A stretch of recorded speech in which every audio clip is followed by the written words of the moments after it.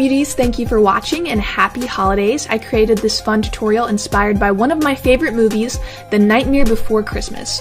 When I was younger, I was really intrigued by movies that featured characters that looked like cartoons but had a three-dimensional effect. They're referred to as stop-motion animation, so basically the characters can move just like real people.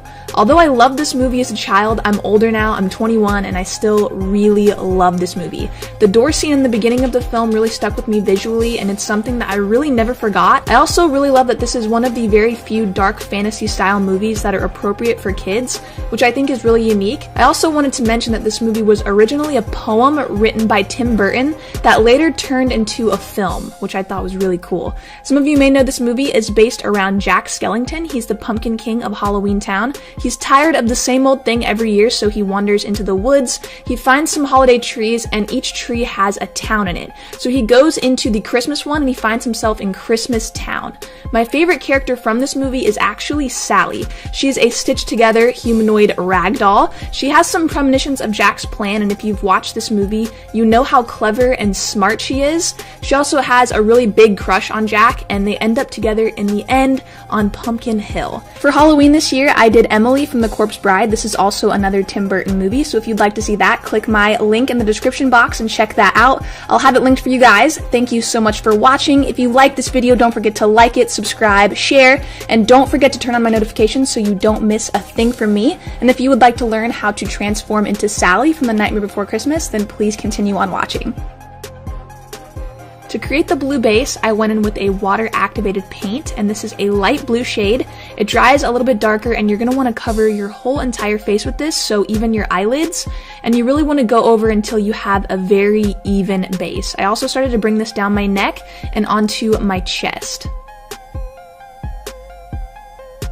So next I went in with a dark blue water-activated paint, and I decided to apply this to my eyebrows, but because she really doesn't have eyebrows, I layered this on and dampened a sponge and kind of pressed into this to give the illusion of a bone, and I'm going to go in and shade this later, but I really didn't want to add any brows to her very much. She does have very round eyes, so I went into a black shadow, and I created a very round cut crease. Because my eyes are somewhat hooded, and when I look straight into the camera, you can't really see the crease, I had to go up very high, so I definitely exaggerated this just for the look of the character, and I layered in that black until I had a very pronounced crease. I went in with two blue shades, one was a little bit lighter and one was a dark blue, and I just layered this on top of the black and shaded it up so it created a nice gradient effect and kind of layered down into the black. It kind of blends into her skin color, and I wanted this to be a very natural cut crease. It's very similar to what she has. It's just a lot of definition.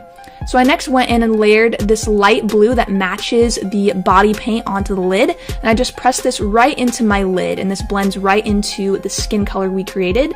I went into this dark blue again, and I decided to create something that I've seen in a lot of Korean makeup and a lot of anime makeup. I wanted to make these eyes very big, so I layered this straight out, basically in a straight line, and I went in with a NYX Jumbo pencil in Milk. And this pencil is amazing for these type of looks, these character looks.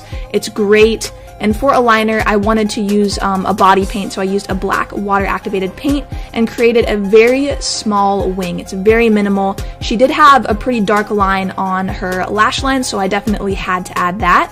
I also went in with a bright highlight for the inner corner, just a very shimmery white to open up the eyes, and next I went in and stacked some lashes together.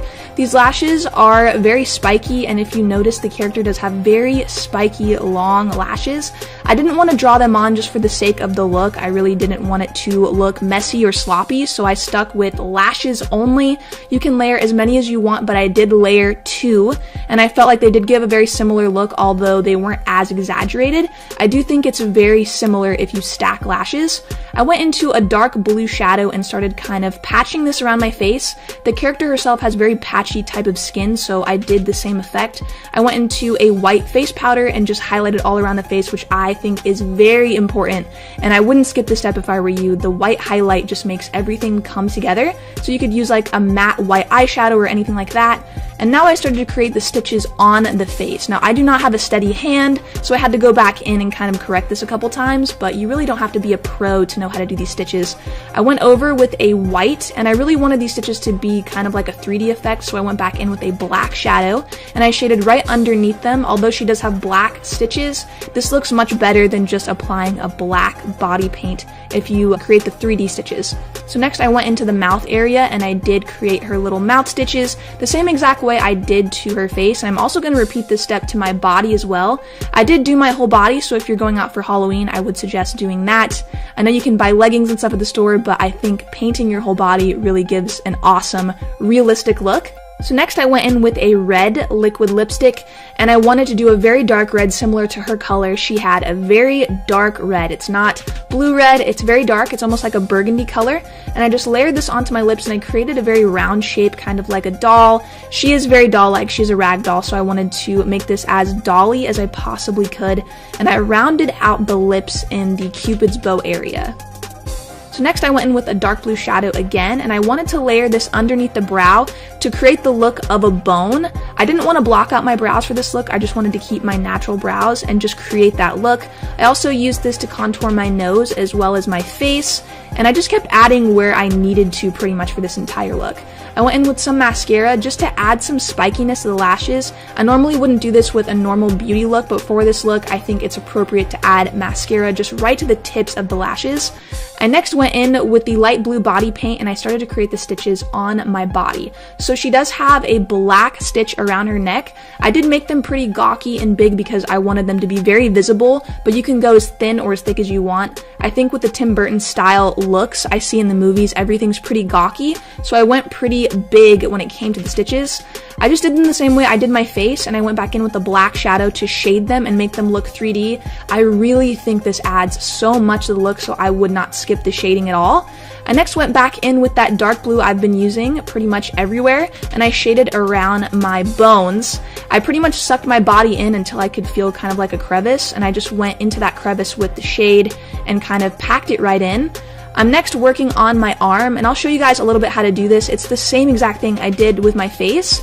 I would definitely recommend taking your time and having as steady of a hand as possible. It is really hard to do your opposite side. I did notice that, but if you take your time, it's very easy, and I would just say if you have enough time, this look is not that hard, so you just have to have a lot of time to do it. So I went in again with the dark blue shadow that I was using on my face, and I decided to shade around the stitches just to create some patchiness because the character herself is very patchy and she has a little bit of shading going on. I popped in some white contacts, and now for the wig, which I think really completes the look. She does have red hair. It's kind of like a rag doll's hair, you could say, but I went with something a little bit more realistic just to kind of change up the look. I don't always like to go with the exact look of the character, just to kind of put my own twist on it. I painted my ears, and that was pretty much it for this look. I hope you guys enjoyed it. It was so much fun for me. Happy holidays. Don't forget to subscribe, turn my notifications on, like this video, and share with any friends who love The Nightmare Before Christmas. Thank you all for watching, and I will see you all in my next tutorial.